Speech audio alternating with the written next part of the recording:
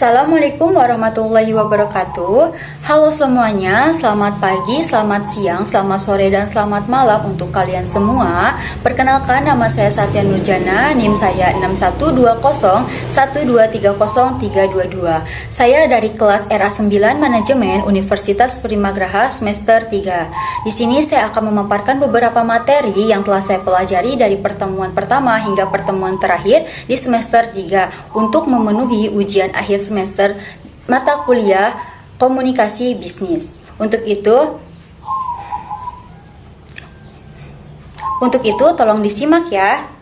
Pengertian komunikasi. Sebagai makhluk sosial, manusia pasti membutuhkan yang namanya interaksi sosial. Interaksi sosial dapat diartikan sebagai hubungan antar manusia yang satu dengan manusia yang lainnya. Artinya manusia tidak mungkin dapat hidup sendiri dan pasti membutuhkan orang lain demi kelangsungan hidupnya. Pengertian komunikasi menurut para ahli. Menurut profesor penulis dan psikologi sosial asal Amerika Serikat bernama Theodore M. Newcomb mengatakan bahwa komunikasi adalah sebuah transmisi informasi yang terdiri dari rangsangan diskriminatif dari penyampai kepada penerimanya. Selanjutnya ada unsur-unsur komunikasi. Yang pertama ada pesan, yaitu informasi yang akan disampaikan oleh komunikator melalui simbol-simbol. Yang kedua pengirim, manusia yang berakal budi dan berinisiatif menyampaikan pesan untuk mewujudkan motif komunikasinya. Komunikator menyampaikan pesan kepada penerima sehingga terjadi komunikasi dua arah. Ketiga ada saluran, itu tempat pesan yang berbentuk simbol-simbol yang dialirkan dari komunikator kepada komunikan.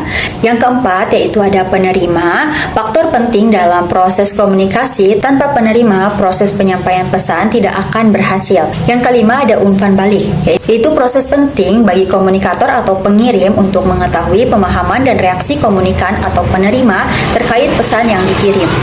Bentuk-bentuk dasar komunikasi. Pada dasarnya ada dua bentuk dasar komunikasi yang lazim digunakan dalam dunia bisnis, yaitu komunikasi secara verbal dan komunikasi secara non-verbal.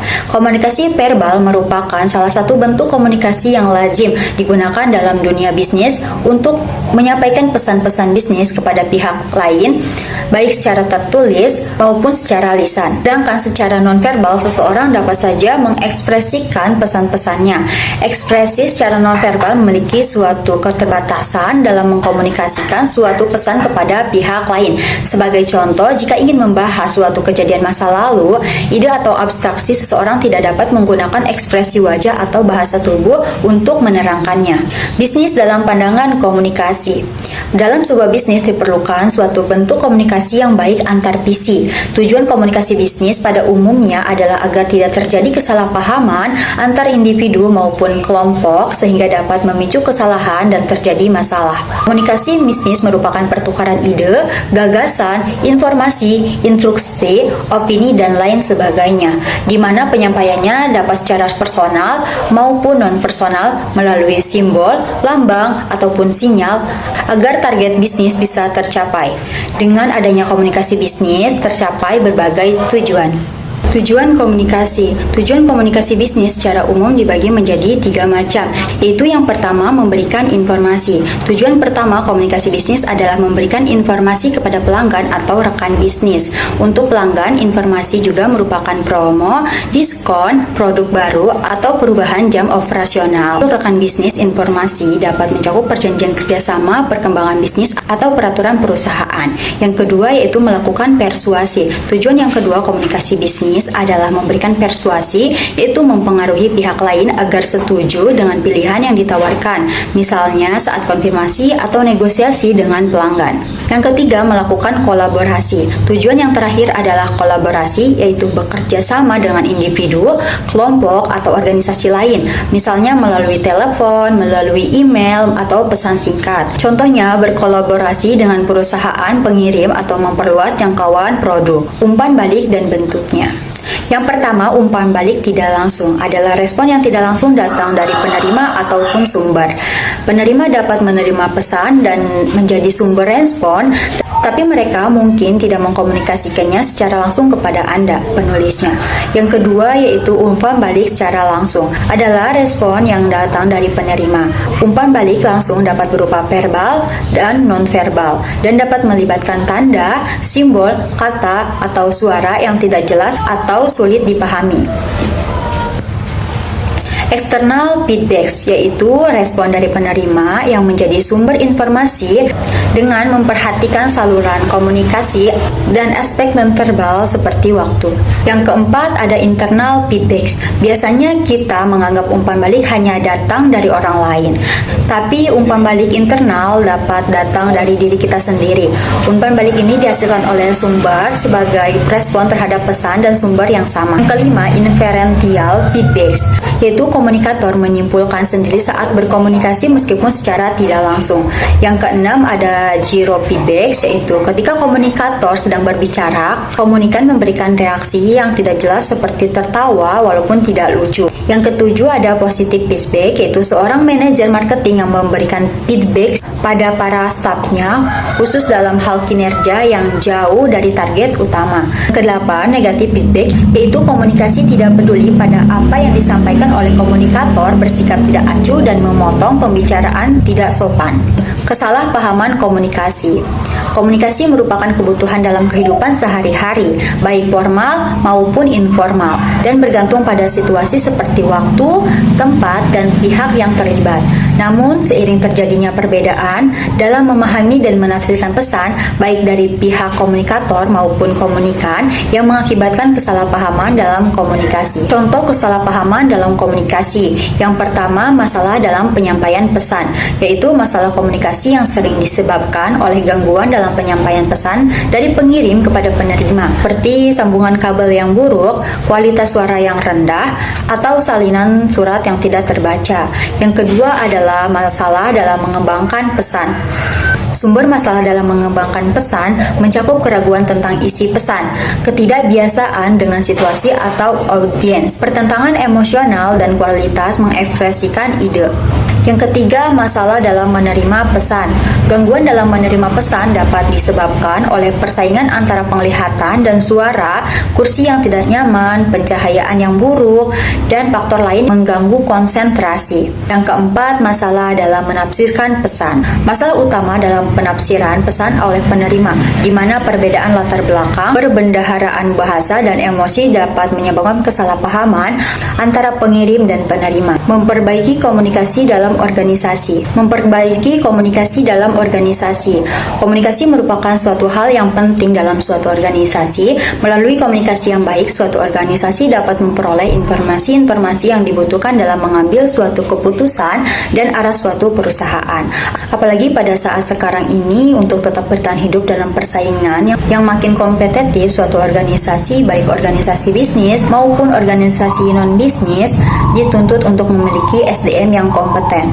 Dalam melakukan perbaiki komunikasi, terkadang komunikasi tersebut tidak efektif, tidak mencapai sasaran dengan baik. Jenis-jenis komunikasi.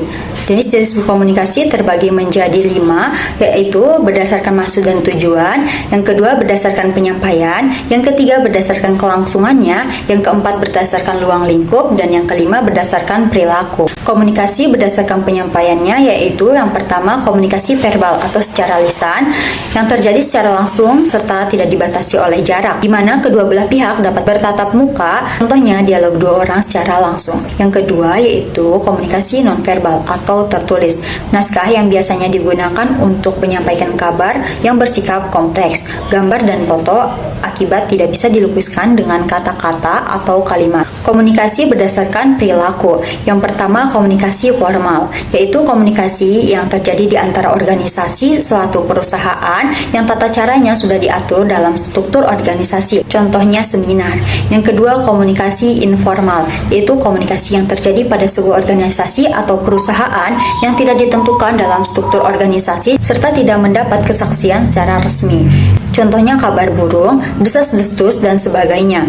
Yang ketiga yaitu komunikasi non-formal, yaitu komunikasi yang berhubungan dengan pelaksanaan tugas pekerjaan organisasi atau perusahaan dengan kegiatan yang bersifat pribadi di anggota organisasi atau perusahaan tersebut, contohnya rapat mengenai ulang tahun perusahaan. Selanjutnya, komunikasi berdasarkan kelangsungannya.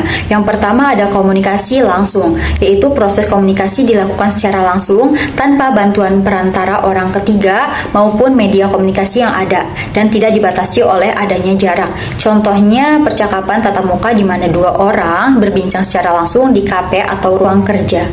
Yang kedua, komunikasi tidak langsung, yaitu proses komunikasi dilaksanakan dengan bantuan pihak ketiga atau alat-alat komunikasi. Contohnya berbicara melalui telepon dengan seseorang yang tidak berada di lingkungan yang sama. Selanjutnya, komunikasi berdasarkan maksud tujuan. Yang pertama yaitu pidato. Pidato adalah bentuk komunikasi yang dilakukan di depan audiens dengan tujuan menyampaikan informasi, ide, atau pendapat secara terstruktur. Yang kedua yaitu ceramah. Sikap edukatif yang biasanya disampaikan oleh seseorang ahli atau pengajar kepada audiens. Yang ketiga, wawancara adalah proses komunikasi yang melibatkan dua pihak, yaitu pewawancara dan narasumber.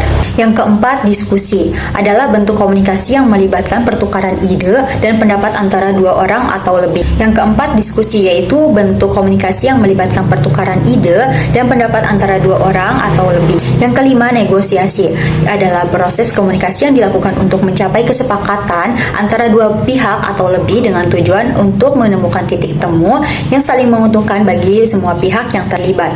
Yang keenam adalah memberikan tugas, adalah komunikasi yang bertujuan untuk mengarahkan tindakan, menetapkan tanggung jawab, atau mencapai hasil tertentu dalam konteks organisasi atau kelompok. Selanjutnya, komunikasi berdasarkan ruang lingkup. Yang pertama, komunikasi internal adalah komunikasi yang terjadi di dalam suatu organisasi atau perusahaan melibatkan anggota-anggota yang berada dalam lingkup tersebut. Komunikasi internal dapat dibedakan menjadi 3 macam, yaitu komunikasi vertikal, komunikasi horizontal, dan komunikasi diagonal. Yang kedua adalah komunikasi eksternal, adalah komunikasi yang terjadi antara organisasi atau perusahaan dengan pihak masyarakat yang ada di luar organisasi atau perusahaan tersebut. Beberapa bentuk komunikasi eksternal yaitu meliputi yang pertama promosi, yang kedua pameran, dan yang ketiga CSR. Pengertian komunikasi bisnis terhadap perusahaan. Komunikasi bisnis dapat diartikan sebagai proses pengiriman atau penerimaan pesan antara individu atau kelompok dalam lingkungan bisnis. Menurut Rosenblatt, komunikasi bisnis adalah suatu tindakan pertukaran informasi, ide, gagasan, instruksi, dan sebagainya yang disampaikan secara personal maupun non-personal melalui simbol atau sinyal yang mencapai tujuan dalam sebuah organisasi. Simbol atau sinyal tersebut dapat berupa informasi, instruksi, atau bahkan pesan motivasi dalam bekerja untuk kemajuan perusahaan. Kelebihan komunikasi bisnis yang efektif. Pertama, meningkatkan produktivitas karyawan. Yang kedua, mendorong kolaborasi tim. Yang ketiga, meningkatkan kepercayaan dan kepuasan karyawan. Yang keempat, mengoptimalkan hubungan dengan pelanggan. Yang kelima, mempercepat pengambilan keputusan. Yang keenam, meningkatkan citra perusahaan. Yang ketujuh, mengurangi konflik di tempat kerja. Yang kedelapan, mendukung perusahaan organisasi. Kekurangan dan hambatan komunikasi bisnis, yaitu yang pertama, miskomunikasi. Yang kedua, hambatan bahasa. Yang ketiga, gangguan fisik. Yang keempat, perbedaan budaya. Yang kelima, hambatan psikologis. Yang keenam, kurangnya mendengarkan aktif. Yang ketujuh, teknologi yang tidak optimal. Yang kedelapan, ada informasi yang berlebihan atau overload. Strategi dan cara melakukan komunikasi terhadap perusahaan. Yang pertama ada gunakan komunikasi jelas dan tepat. Sampaikan pesan secara sederhana, terstruktur, dan fokus pada tujuan. Hindari jargon yang sulit dipahami. Yang kedua ada pilih saluran komunikasi yang tepat. Komunikasi lisan untuk diskusi mendalam atau klarifikasi cepat. Yang kedua, komunikasi tertulis untuk informasi formal atau yang membutuhkan dokumentasi. Media digital, gunakan platform seperti Slack atau Microsoft Teams untuk berkolaborasi. Yang ketiga, pahami audiens. Sesuaikan gaya komunikasi dengan audiens atau atasan, rekan kerja, atau bawahan. Gunakan empati dan dengarkan secara aktif. Yang keempat, gunakan bahasa profesional. Hindari bahasa yang kasar dan emosional. Gunakan nada positif dan konstruktif. Yang kelima, bersikap terbuka dan transparan. Jujur dan tulus dalam menyampaikan informasi, terbuka terhadap masukan dan kritik. Yang keenam, komunikasi efektif dalam tim. Klarifikasi tugas dan tujuan tim. Berikan umpan balik yang membangun. Yang ketujuh, jaga etika dan kerahasiaan. Hormati privasi dan kerahasiaan informasi perusahaan. Hindari gosip dan rumor. Yang kedelapan, ada pahami waktu yang tepat. Pilih waktu yang sesuai untuk berkomunikasi. Jangan terlalu lambat atau tergesa-gesa dalam merespon. Yang kesembilan, gunakan teknologi secara bijak.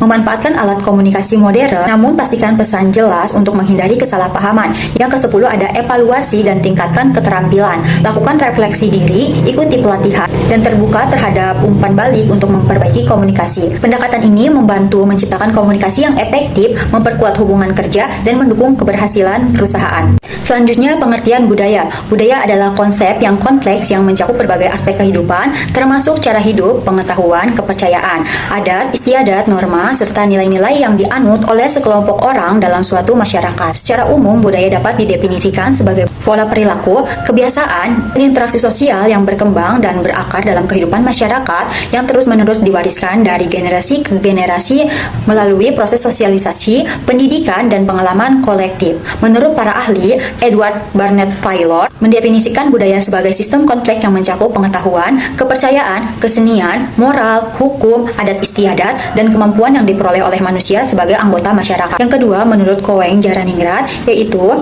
budaya adalah keseluruhan sistem gagasan, rasa, tindakan, dan karya yang dihasilkan manusia dalam kehidupan masyarakat. Yang ketiga, menurut Clyde Clarkson dan William H. Kelly, menyatakan bahwa budaya adalah semua rancangan hidup yang diciptakan secara historis. Pengertian komunikasi antar budaya.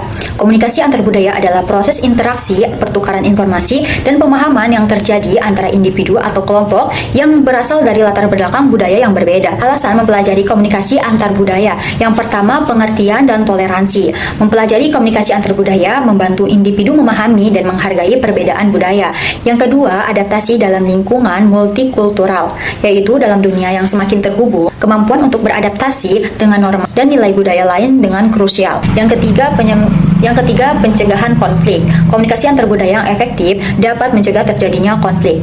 Yang keempat yaitu peningkatan keterampilan interpersonal. Berkomunikasi dengan orang dari budaya yang berbeda memungkinkan individu untuk mengembangkan keterampilan interpersonal secara empati, kesabaran, dan fleksibilitas. Pentingnya komunikasi antar budaya. Yang pertama yaitu membangun jembatan antar budaya. Komunikasi antar budaya dapat menciptakan hubungan yang lebih baik antara kelompok-kelompok dengan latar belakang berbeda, sehingga membangun jembatan pemahaman di antara mereka. Yang kedua, memperkuat identitas sosial melalui komunikasi antar budaya. Individu dapat mengekspresikan identitas sosial mereka sambil menghormati identitas orang lain, menciptakan lingkungan yang inklusif. Yang ketiga yaitu mengurangi ambiguitas. Dengan memahami perbedaan budaya, individu dapat mengurangi ketidakpastian dan ambiguitas dalam komunikasi sehingga meningkatkan efektivitas interaksi.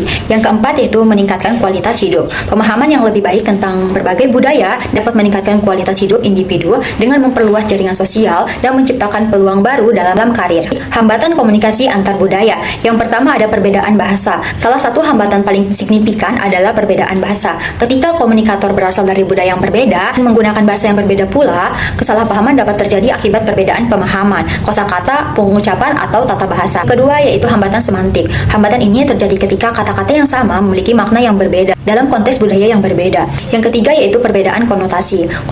Konotasi atau makna tambahan dari suatu kata dapat bervariasi antar budaya. Sebagai contoh, kata anjing mungkin merujuk pada hewan dalam satu budaya, tetapi bisa memiliki konotasi negatif di budaya yang lain. Yang keempat, perbedaan persepsi dan interpretasi. Setiap individu memiliki pengalaman dan latar belakang yang unik yang mempengaruhi cara mereka memahami dan menginterpretasikan pesan. Misalnya, senyuman dapat dianggap sebagai tanda persahabatan dalam suatu budaya, tapi bisa dianggap sebagai tanda ketidakpercayaan di budaya yang lain. Yang kelima yaitu perbedaan norma dan nilai budaya. Norma sosial dan nilai-nilai yang berbeda antara budaya dapat menyebabkan kesalahpahaman dalam budaya barat. Misalnya, menyatakan pendapat secara langsung dianggap baik. Sementara dalam budaya timur, hal itu bisa dianggap kasar. Yang keenam, kesalahan interpretasi nonverbal. Komunikasi nonverbal seperti ekspresi wajah, gerak tubuh, dan nada suara dapat memiliki arti yang berbeda di berbagai budaya. Etika komunikasi melalui teknologi. Etika komunikasi melalui teknologi informasi dan komunikasi atau TIK menjadi aspek yang sangat penting dalam menciptakan interaksi yang positif, produktif, dan aman di dunia digital. Seiring dengan pesatnya perkembangan teknologi, perilaku pengguna dalam berkomunikasi juga perlu diselaraskan dengan prinsip-prinsip etika yang baik seperti menghormati privasi, menggunakan bahasa yang santun, dan menghindari penyebaran informasi yang tidak benar atau menyesatkan. Peran internet dalam komunikasi bisnis. Yang pertama, akses informasi. Informasi bisnis dapat diakses kapan saja dan di mana saja. Yang kedua, efisiensi komunikasi. Mengurangi waktu dan biaya melalui email, video konferensi, atau aplikasi pesan instan. Yang ketiga, globalisasi bisnis. Memungkinkan komunikasi dengan mitra dan pelanggan di seluruh dunia. Yang keempat, pemasaran digital. Yang ketiga, manajemen hubungan pelanggaran atau CRM, mempermudah perusahaan dalam memahami kebutuhan pelanggan. Pusat bisnis. Pusat bisnis adalah tempat di mana kegiatan operasional utama perusahaan berlangsung. Ini bisa berupa kantor pusat perusahaan, gedung perkantoran, pusat perbelanjaan atau kawasan bisnis yang menyediakan ruang dan fasilitas untuk kegiatan perdagangan dan administrasi.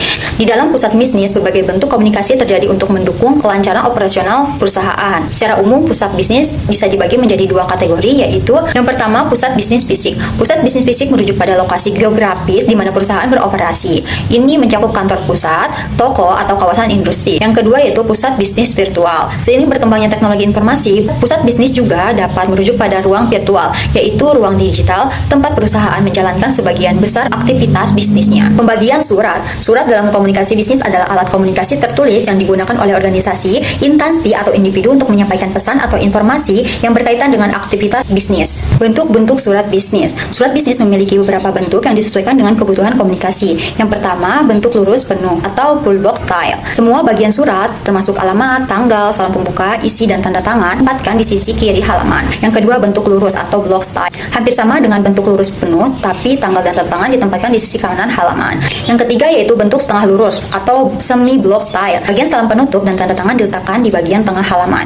Yang keempat yaitu bentuk lekuk atau indented style. Paragraf pertama dimulai dengan menjorok ke dalam atau indentasi, sedangkan bagian yang lainnya sejajar ke kiri. Yang kelima yaitu bentuk paragraf menggantung atau hanging paragraph style. Baris pertama dimulai dari tepi kiri, sementara baris berikutnya masuk menjorok ke dalam. Yang keenam adalah bentuk amplop atau simplified style, menghilangkan salam pembuka dan penutup dengan format yang lebih sederhana dan ringkas. Pengertian proposal menurut ahli. Yang pertama, menurut Hasnun Anwar, proposal merupakan rencana yang telah disusun untuk sebuah kegiatan. Yang kedua, menurut Jai, proposal yaitu alat manajemen standar untuk membantu supaya manajemen berjalan dengan lancar. Yang ketiga, menurut Rievke, proposal merupakan sebuah rancangan kegiatan yang disusun dengan cara formal dan standar. Dengan demikian, proposal adalah suatu dokumen tertulis yang digunakan untuk menawarkan ide, proyek, dan rencana yang ditunjukkan kepada pihak yang berwenang atau yang memiliki kepentingan. Jenis-jenis proposal. Yang pertama yaitu proposal atas dasar permintaan dan klien. Yang kedua, proposal atas dasar inisiatif organisasi atau perusahaan. Yang ketiga, proposal bisnis. Yang keempat, proposal penelitian. Yang kelima yaitu proposal proyek atau kegiatan. Fungsi proposal. Pada dasarnya, fungsi proposal sebagai sarana komunikasi tertulis yang digunakan untuk mendapatkan aktivitas baru atau untuk meningkatkan hubungan bisnis. Pada dasarnya, pasti untuk mengembangkan kerjasama yang saling menguntungkan, baik dalam lingkup internal maupun eksternal, dan guna mengembangkan usaha yang meningkatkan profit perusahaan. Efektivitas proposal. Efektivitas komunikasi pada hakikatnya ditandai adanya pesan yang disampaikan bisa diterima dengan sesuai maksud pesan tersebut dan diikuti tindakan sesuai dengan isi pesan tersebut. Dengan begitu, proposal yang efektif tentu akan dilihat dari diterimanya usulan atau tawaran yang disampaikan, dan penerima tawaran dan melakukan apa yang diharapkan pihak yang mengajukan proposal tersebut, baik dalam bentuk kerjasama membuka usaha bersama, menjadi sponsorship, maupun bentuk jalinan kerjasama yang lain. Pengertian laporan. Laporan adalah dokumen formal yang digunakan untuk menyampaikan informasi, data, atau hasil kegiatan kepada pihak tertentu. Dalam berbagai bidang, laporan memiliki peran penting untuk memastikan kelancaran komunikasi, transparansi, dan pengambilan keputusan yang efektif.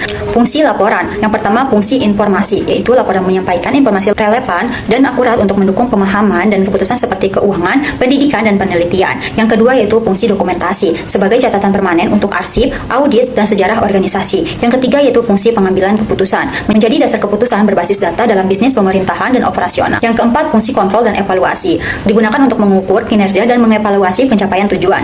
Yang kelima yaitu fungsi akuntabilitas dan transparansi, sebagai alat pertanggungjawaban penggunaan sumber daya dalam organisasi, pemerintahan, dan perusahaan. Yang keenam yaitu fungsi komunikasi, media komunikasi formal untuk berkolaborasi, pelaporan, dan advokasi. Sistematika laporan. Laporan sebagai media komunikasi disusun dengan sistematika tertentu agar mudah dipahami. Syarat utama dalam menyusun laporan yang baik adalah harus objektif, jelas, cermat, tepat sasaran, lengkap, tegas, dan konsisten. Sistematika resmi laporan meliputi sampul laporan, fly live, title fly, halaman judul, lembar pengesahan, surat pengirim, kata pengantar, ucapan terima kasih, daftar isi, daftar tabel, daftar gambar, sinopsis, isi laporan, endnotes atau footnotes, lampiran, daftar istilah, daftar pustaka, dan golongan laporan bisnis. Yang pertama yaitu menurut fungsinya. Laporan bisnis terdiri dari laporan informasional yang menyajikan fakta tanpa analisis atau rekomendasi, dan laporan analitikal yang menganalisis fakta, menyimpulkan, dan memberikan rekomendasi. Yang kedua menurut subjeknya. Laporan dapat dibedakan berdasarkan pada departemen mana suatu laporan itu diperoleh diperoleh. Contohnya laporan akuntansi, laporan asuransi, dan laporan periklanan, begitupun yang lainnya.